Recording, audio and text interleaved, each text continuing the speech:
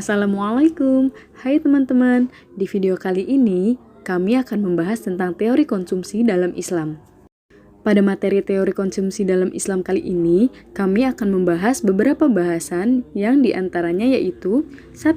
Teori konsumsi dalam Islam 2. Landasan teoritis dan filosofis perilaku konsumsi dalam Islam 3. Urgensi konsumsi yang islami 4. Konsep final spending 5. Hubungan konsumsi, tabungan, dan investasi. Sebelum memasuki pembahasan, kami ingin memperkenalkan pemateri yang akan mengisi materi teori konsumsi dalam Islam terlebih dahulu. Pemateri pertama yaitu Anwar Hidayat, pemateri kedua yaitu Dwi Ayu Maharani, dan pemateri ketiga yaitu Siti Robiatul Adawiyah. Materi pertama yaitu tentang teori konsumsi dalam Islam. Pengertian konsumsi dalam Islam. Secara umum, konsumsi didefinisikan sebagai penggunaan barang dan jasa untuk memenuhi kebutuhan manusia. Dalam ekonomi Islam, konsumsi juga memiliki pengertian yang hampir sama, tapi ada perbedaan yang melingkupinya. Perbedaan yang mendasar adalah tujuan pencapaian dari konsumsi dan cara pencapaiannya yang harus memenuhi kaidah syariah Islam. Tujuan utama konsumsi bagi seorang muslim adalah sebagai sarana penolong untuk beribadah kepada Allah. Falah adalah kehidupan yang mulia dan sejahtera di dunia dan akhirat. Falah dapat terwujud apabila kebutuhan-kebutuhan hidup manusia terpenuhi secara seimbang. Tercukupinya kebutuhan masyarakat akan memberikan dampak yang disebut maslahah. Maslahah adalah segala bentuk keadaan, baik material maupun non-material, yang mampu meningkatkan kedudukan manusia sebagai makhluk yang paling mulia. Maslahah yang diterima oleh seorang konsumen ketika mengkonsumsi barang dapat berbentuk salah satu di antara hal-hal tersebut sebagai berikut. Yang pertama, manfaat material, yaitu diperolehnya tambahan harta bagi konsumen berupa harga yang murah, diskon, kecilnya biaya, dan sebagainya. Yang kedua, manfaat fisik dan psikis, yaitu terpenuhinya kebutuhan baik fisik maupun psikis, terpenuhinya kebutuhan akal manusia. Yang ketiga, manfaat intelektual, yaitu terpenuhinya kebutuhan informasi, pengetahuan, keterampilan, dan lain-lain.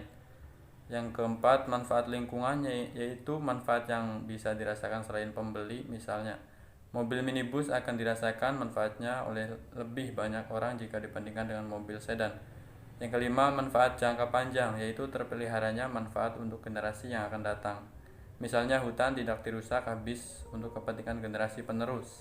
Di samping itu, kegiatan konsumsi akan membawa berkah bagi konsumen jika yang pertama, barang yang dikonsumsi bukan merupakan barang haram. Yang kedua, barang yang dikonsumsi tidak secara berlebihan. Yang ketiga, barang yang dikonsumsi didasari oleh niat untuk mendapatkan ridha Allah. Ada beberapa aturan yang dijadikan sebagai pegangan untuk mewujudkan rasionalitas dalam berkonsumsi. Yang pertama, tidak boleh hidup bermewah-mewahan. Yang kedua, pelarangan israf atau kikir, tabzir atau boros, dan safih atau menurut hawa nafsu. Yang ketiga, keseimbangan dalam berkonsumsi. Yang keempat, larangan berkonsumsi atas barang dan jasa yang membahayakan atau haram. Keseimbangan konsumsi dalam Islam terlihat dari yang pertama, zakat dan perilaku sosial. Pengaruh zakat terhadap perilaku sosial yaitu terlihat pada hubungan antara si kaya dan si miskin. Kerelaan dan keikhlasan golongan kaya dalam menyisihkan hartanya bagi para mustahik, memberikan suasana pergaulan sosial yang hangat. Begitu juga efek negatif dari kesenjangan yang amat dalam antara si kaya dan si miskin seperti kriminalitas, maksiat, dan sebagainya dapat terkurangi. Terus, pemerataan pendapatan. Pengelolaan zakat yang baik dan alokasi yang tepat sasaran akan mengakibatkan pemerataan pendapatan. Dengan zakat, distribusi pendapatan itu akan lebih merata dan tiap orang akan memiliki akses lebih terhadap distribusi pendapatan. Terus, sumber dana pembangunan. Kesehatan dan pendidikan merupakan modal dasar agar SDM yang dimiliki oleh suatu negara berkualitas tinggi. Peran dana zakat sebagai sumber dana pembangunan fasilitas kaum duafa akan mendorong pembangunan ekonomi jangka panjang. Dengan peningkatan kesehatan dan pendidikan diharapkan akan memutus siklus kemiskinan antar generasi. Selanjutnya, kesejahteraan masyarakat. Salah satu instrumen untuk pemerataan kesejahteraan masyarakat dalam pandangan ekonomi Islam adalah zakat. Konsep zakat semestinya dapat diberdayakan untuk menjembatani kesenjangan ekonomi antara si kaya dan si miskin, sehingga akan mampu mewujudkan keadilan sosial yang pada gilirannya kondusif bagi perkembangan iklim usaha. Materi ketiga tentang landasan teoritis dan filosofis perilaku konsumsi dalam Islam. Yang pertama, landasan teoritis perilaku konsumsi dalam Islam. Dalam konsumsi, seorang konsumen akan mempertimbangkan manfaat dan berkah yang dihasilkan dari kegiatan konsumsinya. Konsumen akan merasakan adanya manfaat dalam konsumsi ketika kebutuhannya terpenuhi. Berkah akan diperoleh ketika ia mengkonsumsi barang dan jasa yang dihalalkan oleh syariat Islam. Terus, konsumsi menurut ilmuwan muslim. Yang pertama ada Al-Ghazali. Dalam meningkatkan kesejahteraan sosial, Imam Al-Ghazali mengelompokkan dan mengidentifikasi semua masalah, baik yang berupa masalih atau utilitas, manfaat, maupun munfasid atau disutilitas, kerusakan. Dalam meningkatkan kesejahteraan sosial, menurut Imam Al-Ghazali, kesejahteraan dari suatu masyarakat tergantung kepada pencarian dan pemeliharaan 5 tujuan dasar. Yang pertama agama, al-din. Yang kedua hidup dan jiwa atau nafs. Yang ketiga keluarga atau keturunan atau nasl. Yang keempat harta atau kekayaan atau mal. Yang kelima intelek atau akal. Ia menitik beratkan bahwa sesuai tuntutan wahyu, kebaikan dunia ini akan dan akhirat atau maslahat al-din wal ad-dunya merupakan tujuan utama. Hanya kedua ada Muhammad Abdul Manan. Menurut Muhammad Abdul Manan, perbedaan antara ilmu ekonomi konvensional dan ekonomi Islam dalam hal konsumsi terletak pada cara pendekatannya dalam memenuhi kebutuhan seseorang. Islam tidak mengakui kegemaran materialistis semata-mata dari pola konsumsi modern. Masalah dalam konsumsi. Seorang konsumen akan mempertimbangkan manfaat dan berkah yang dihasilkan dari kegiatan konsumsinya. Konsumen merasakan adanya manfaat suatu kegiatan konsumsi ketika ia mendapatkan pemenuhan fisik atau psikis ataupun material. Di sisi lain, berkah akan diperolehnya ketika ia memperoleh barang ataupun jasa yang dihalalkan oleh syariat Islam. Selanjutnya ada landasan filosofis perilaku konsumsi dalam Islam. Yang pertama ada konsumen muslim sebagai Islamic man. Secara konseptual, terdapat perbedaan mendasar antara ekonomi konvensional dan ekonomi Islam dalam memandang manusia. Ekonomi konvensional mengasumsikan manusia sebagai rasional economic man, sedangkan ekonomi Islam memandang sebagai ekonomi muslim atau Islamic man, yang dalam Al-Quran disebut dengan ibadur rahman. Ibadur rahman sendiri adalah profil hamba Allah yang sangat istimewa dan mendapatkan tempat yang mulia di sisinya karena sifat-sifatnya yang mulia sebagaimana disebutkan dalam Al-Quran. Islamic man dalam mengkonsumsikan suatu barang tidak semata-mata bertujuan memaksimumkan kepuasan, tetapi selalu mempertimbangkan halal haramnya barang tersebut. Islamic man juga tidak materialistik. Ia senantiasa memperhatikan anjuran Islam untuk berbuat kebaikan. Oleh karena itu, ia baik hati, suka menolong, dan peduli kepada masyarakat sekitar.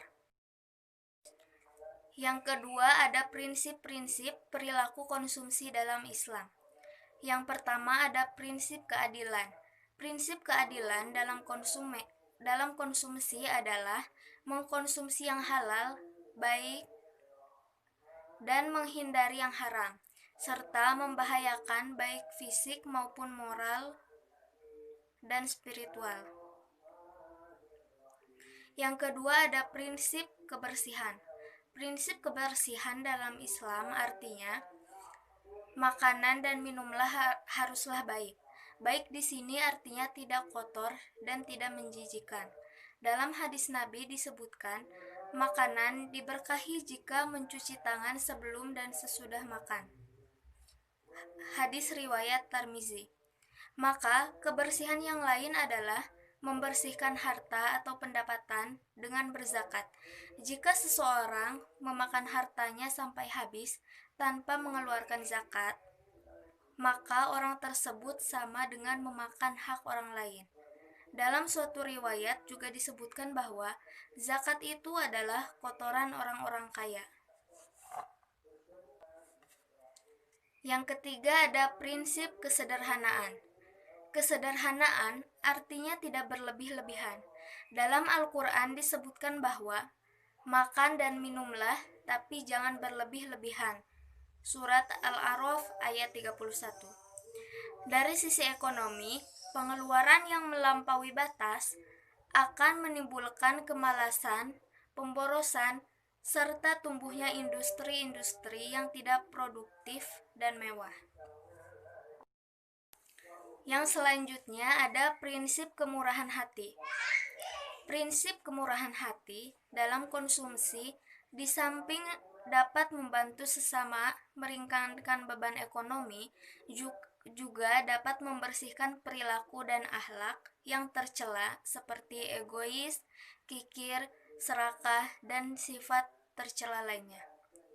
Prinsip ini juga merupakan manifestasi dari moralitas Islam yang mengajarkan perilaku yang mulia dan menghadirkan Allah dalam berkonsumsi. Yang kelima ada prinsip moralitas. Dalam prinsip moralitas, seorang konsumen muslim akan selalu terikat hubungan yang sangat kuat dengan sang pemberi nikmat ya Allah, yaitu Allah Subhanahu wa taala.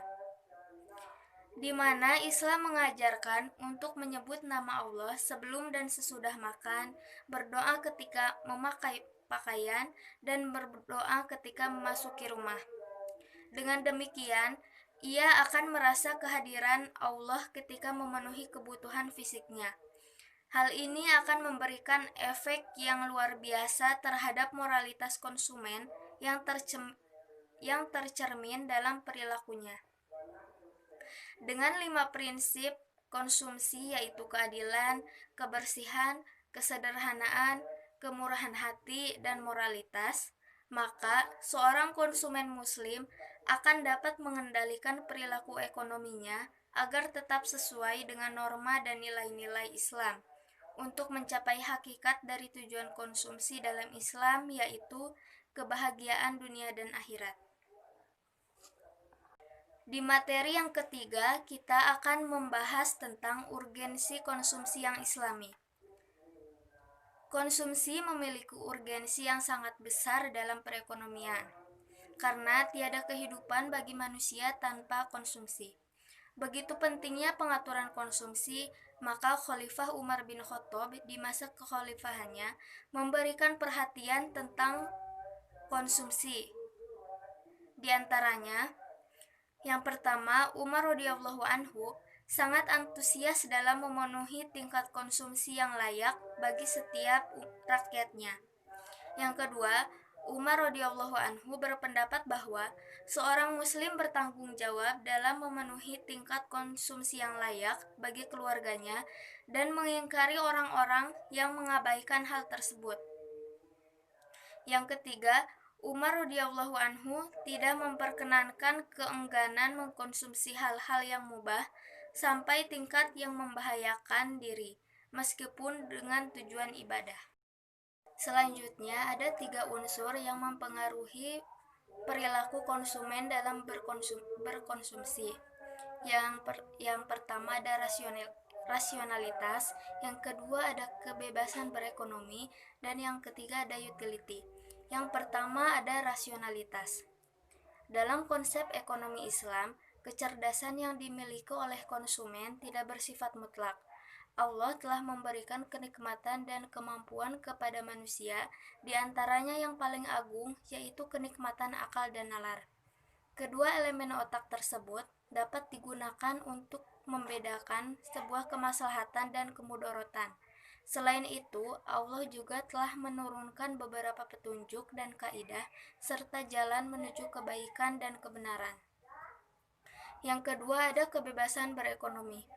Dalam konsep ekonomi Islam, seorang konsumen diberi kebebasan untuk melakukan tawar-menawar dan menentukan kesepakatan dalam sebuah transaksi, tetapi tidak bersifat mutlak. Kebebasan dalam ekonomi Islam merupakan kebebasan yang diwarnai oleh nilai-nilai agama yang bertujuan untuk mewujudkan kemaslahatan individu dan masyarakat. Yang ketiga dan yang terakhir yaitu utility. Dalam berkonsumsi, seorang muslim dapat memaksimalkan nilai utility yang ingin ia dapatkan dari sebuah komoditas dengan catatan tidak melampaui batas-batas yang telah ditentukan. Materi yang keempat yaitu tentang konsep final spending. Final spending adalah konsumsi dan infak seorang muslim. Konsumsi yang berorientasikan duniawi untuk menjaga berbagai macam kebutuhan dzaruriyat. Lebih jauh laginya, maksud dari konsumsi itu sendiri adalah penjagaan dalam eksistensi agama, kehidupan, akal, keturunan, dan juga harta benda. Kelima hal ini dikenal dengan suatu konsep tentang al-huliyat al-khamsah.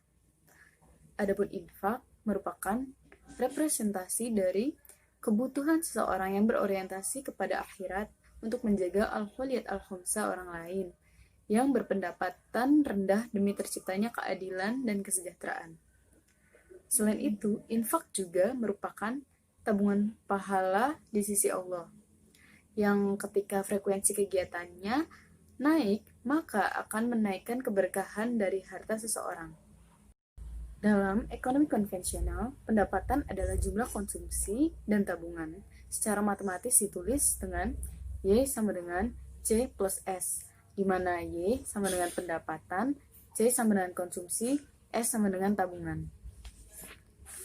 Dalam ekonomi Islam, unsur pendapatan masyarakat dialokasikan pada beberapa bentuk pengeluaran, yaitu untuk konsumsi, tabungan, dan sebagian dari pendapatan itu dikurangkan untuk infak dan sedekah.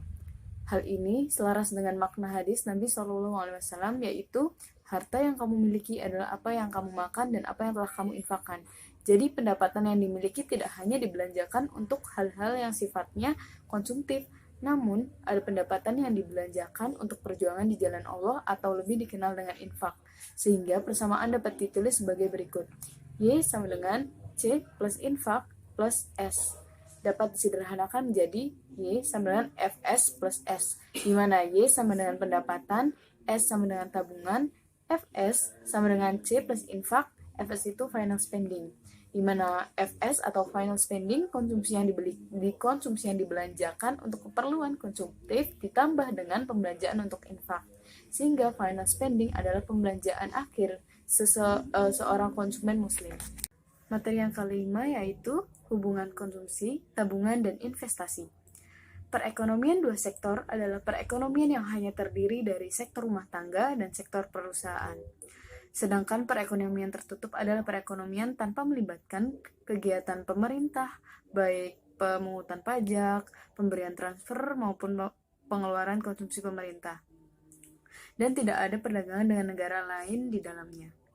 Perekonomian tertutup disebut juga dengan perekonomian sederhana. Pada bagian perekonomian dua sektor ini, terdiri dari pengeluaran yang dilakukan rumah tangga konsumen yang biasanya disebut dengan consumption atau lambangnya C, dan pengeluaran yang dilakukan rumah tangga produsen yang disebut dengan investment atau lambangnya I. Keseimbangan perekonomian sederhana ditulis notasi sebagai berikut. Y sama dengan C plus 1. Misalkan ini persamaan 3.1.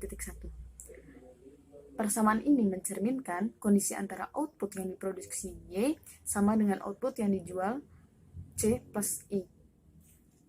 Jika sebagian pendapatan digunakan untuk konsumsi dan sebagian pendapatan untuk menabung atau saving, maka dapat dituliskan bentuk identitas berikut, yaitu Y sama dengan C plus S.